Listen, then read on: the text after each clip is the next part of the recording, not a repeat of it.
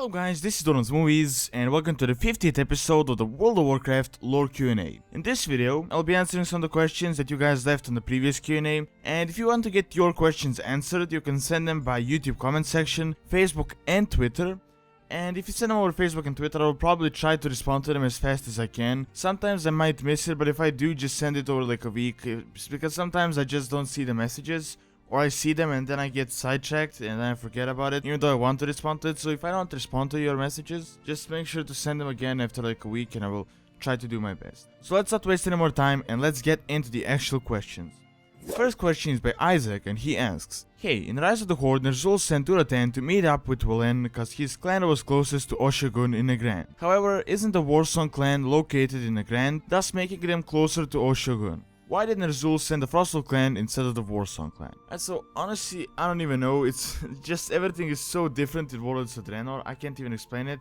I'm surprised they really haven't addressed the entire Frostwolf clan change. I guess it's just the alternate universe thing and it not being like the exact same copy of the actual universe, so some stuff is different. I mean, the alternate universe is still Draenor as before, but it's not exactly as Draenor was and some stuff is changed.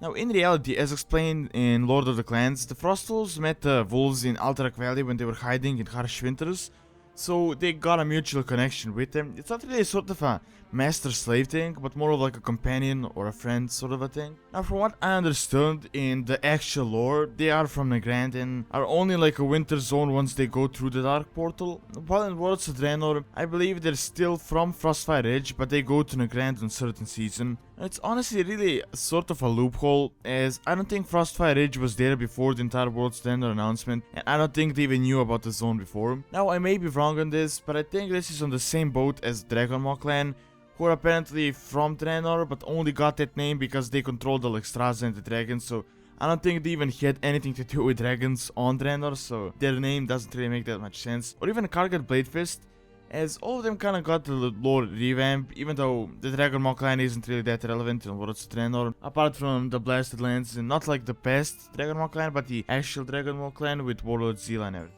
Alright, next question is by Anton, and he asks, hello there, I have a question about the timeline and the roleplay. I'm considering to start roleplaying in World of Warcraft, and my roleplay character will probably be my human female priest. The thing is that I don't know how old she is, considering the backstory is that she is about 3 to 5 years old when the purge of Stratholme took place, and then she managed to escape somehow. She wasn't going to turn into a zombie, I don't know how, if that's even possible. How old would she be now? So you just kinda have to take the timeline into consideration. Now, the purge of Stratholme happened during Warcraft 3, which is about 5 years or so before World of Warcraft Vanilla. Then from this point, Vanilla happened about 10 years ago, which is even in real time, but I'm guessing they're just counting it as real time. Meaning that the purge of Stratholme happened estimated around 15 years ago. So if your character was 3 to 5 years old during that time, she would probably be around 18 to 20 right now. Now I guess everything could work since I believe they got infected from all the shipments down there, so maybe she didn't have to do anything with them and maybe managed to find some like underground passage or sort of a way to escape through the city, so I guess that story is pretty possible. Alright, next question is by Byron and he asks, what happened in Ironforge a couple of years ago because a genocide was mentioned in war crimes? And also I'm a bit confused why the 3 dwarf clans became one. So I'm guessing you're referring to the events of the Shattering when the entire thing with Magni Bronzebeard and his daughter Moira happened. Pretty much, in summary, Magni turned into a crystal with the entire Titan calling thing that happened. Then Moira came back and just started ruling as she thought that she was the heir to the throne because she is the daughter of the king, even though she left with the Dark Irons ages ago. Now she became a dictator for a bit. And everything was kind of in a different, like the atmosphere in the Shattering novel was kind of weird, like no one could say anything and all that, so it was a bit of a weird period for a short amount of time. And then Varian and the SI7 came, and they threatened to kill her, and thus decided to form the Council of 3 Hammers, as finally the clans such as the Bronzebeards, the Wild Hammers and the Dark Irons can unite and rule the dwarves instead of being at war or unfriendly at the time. But that honestly wasn't even the end of it, because you see in West of Pandaria you have that scenario with the Bronzebeards and the Dark Irons, because no one wanted to leave because they thought someone would stab them in the back to actually face like the trolls. But in the end they kinda got together and they're a bit more friendlier now, and hopefully soon they'll be like one, even though the council, like it started, the council was a bit weird. They didn't really like each other, but I'm guessing it's starting to fix itself now, and soon they should be able to rule together. Alright, next question is by Captain P, and he asks, do you believe the Iron Horde is going to play a major role in the upcoming patches? With 3 out of 5 already dead, I'm assuming Black Hand dies in his raid. Will they still have a major role, or will the Shadow Council become the new main enemy? I also expect Kilrock to die soon since we invade his jungle next. So, this may just be my opinion, or just my view on it. Even though the expansion is themed around this Iron Horde, I don't really feel like the Iron Horde is like the main enemy, and that by the end of the expansion, someone else will be a bigger threat, most likely the Shadow Council or the Burning Legion and the entire scheme behind it. Because at like the start of the expansion, you have the Iron Horde ruling over and having Gul'dan captured, but then Gul'dan escapes and says that we will see him soon. So honestly, I'm expecting like a twist, and I feel like that the Iron Horde will crumble, and then Gul'dan will get stronger and the Burning Legion influence, and we will see like a bigger threat than just the united Orcish clans that want to conquer the world. Although at this point, that is just my opinion from the current point of view and the information we currently have. So if we get more progression, it might be completely different, and the entire scenario might go into a completely different direction.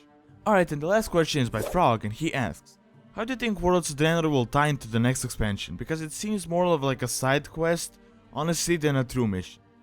So I do kind of see Worlds of Draenor as a side quest that is now a major threat. It turned into like a major threat. From what I understood, the entire reason it happened was because Kairos and Vrathian and the entire final invasion thing, so they wanted to get the Iron Horde to help, I guess.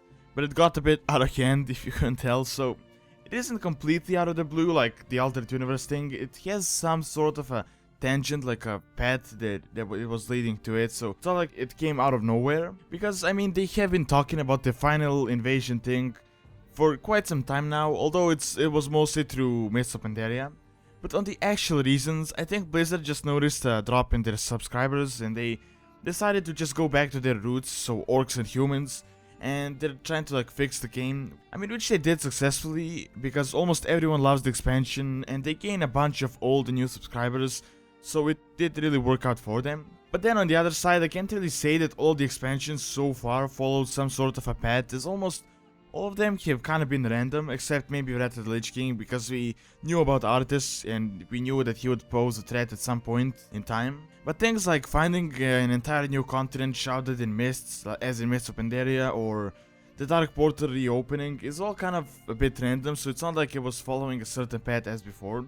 So from their history, I don't really see Blizzard making one expansion and then following it up directly with a new one, but I do think maybe the Eye of Ashara thing could happen after this, and it could somehow be relatable, but then again, it will be an entirely new expansion, an entirely new setting.